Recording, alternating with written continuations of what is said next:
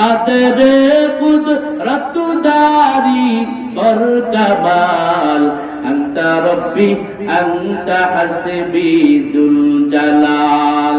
দুনিয়াতে যখন আমরা আগমন করলাম, সবার আগমনের সিস্টেমে মায়ের গর্ভ থেকে আমরা দুনিয়াতে আগমন করলাম সবাই উলঙ্গ। কারো পরনে লুঙ্গি ছিল না, কারো পরনে কোনো কাপড় ছিল না। পৃথিবীতে আসার নিয়ম এক, আবার যখন দুনিয়া থেকে আমরা কবরে চলে যাব, কবর দেশে চলে যাব, যাওয়ার নিয়মও কিন্তু এক। সাদা কাফনের কাপড়, ধনীর বেলাও সাদা কাফনের কাপড়, গরিবের বেলাও সাদা কাফনের কাপড়।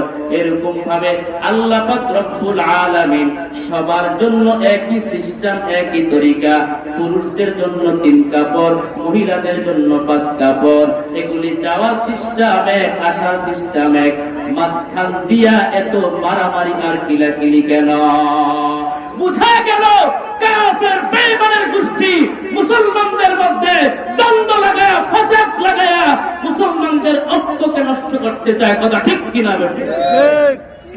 এ মুসলমান ইমানদার আল্লাহর গোলাম, এজন্য সাবধান, সাবধান। আমাদের ঐক্যকে কেউ যেন নষ্ট না করতে পারে। সবাই আমার ভাই, সবাই আমার মুসলমান, আমরা একই কালিমার বন্ধনে আবদ্ধ। আমি এক পীরের মুরিদ হতে পারি, আপনি আরেক পীরের মুরিদ।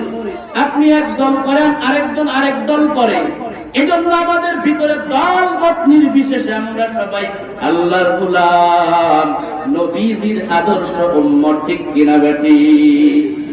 আমাদের সবচেয়ে বড় পরিচয় হলো আমরা আল্লাহর গোলাম, নবীজির উম্মত। এটাই সবচেয়ে বড় পরিচয়। আল্লাহ আমাদের সকলকে এই পরিচয় নিয়ে সামনে আগাইবার তৌফিক দান করেন, বলেন আমিন।